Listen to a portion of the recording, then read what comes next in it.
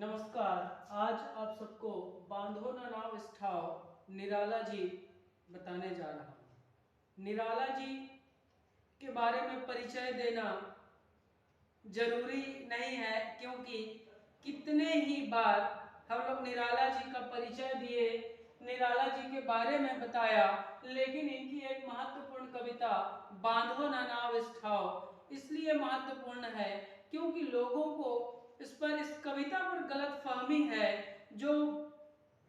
कुछ लोग मानते हैं कि इस कविता की रचना निराला जी ने अपनी प्रेमिका के लिए किया था, लेकिन ऐसा नहीं है। निराला जी इस कविता की रचना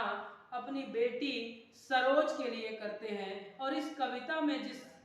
का जिक्र है वो इनकी बेटी सरोज का इन्होंने जिक्र किया है। आदरणीय मेरे गुरुजी वीरेंद्र मोहन शुक्ल जी ने बताया कि इसको कहीं ना कहीं लोगों के बीच में जो भ्रम है, लोगों को जो संदेह है, उस संदेह को दूर करना एक उद्देश्य था, और ये महत्वपूर्ण कविता भी है, नेट के सिलेबस में भी है, इसीलिए हमने सोचा कि आज इस पर प्रकाश डाला जाए। तो देखे, बांधो ना ना इस ठाव बंधु,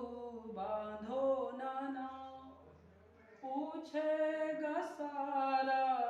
गाँव बंधु। देखिए, निराला जी कह रहे कि बांधो ना नाव स्थाव बंधु, गंगा किनारे है, गंगा नदी में नाव है, वो कह रहे कि बांधो ना नाव स्थाव बंधु, पूछेगा सारा गांव बंधु, अर्थात पूरा गांव पूछेगा कि ये किसकी बेटी है। यह घाट वही जिस पर हंस कर वह कभी नहाती थी धंस कर, आंखें रह जाती थी फंस कर, कपते थे कपते थे कपते थे दोनों पाव बंधु, बांधो नाना इस ठाव बंधु। तो निराला जी की आप कल्पना देखिए, कह रहे कि यह घाट वही है, वही घाट है जिस पर वो हंसकर नहाती थी, वह कभी नहाती थी धंसकर,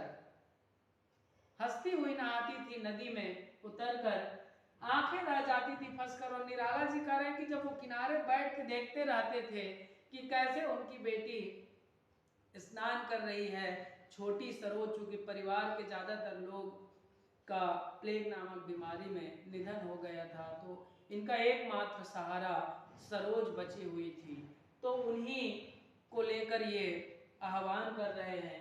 कपते थे दोनों पाव बंधु, अर्थात दोनों पांव कप रहे हैं। फिर अगली पंक्ति में देखे, वह हंसी बहुत कुछ कहती थी, कह रहे कि वह हंसी बहुत कुछ कहती थी, फिर भी अपने में रहती थी, सबकी सुनती थी सहती थी, देती थी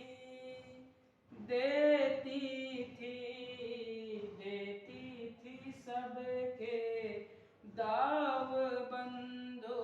बांधो नाना इस ठाव बंधु, बांधो नाना पूछे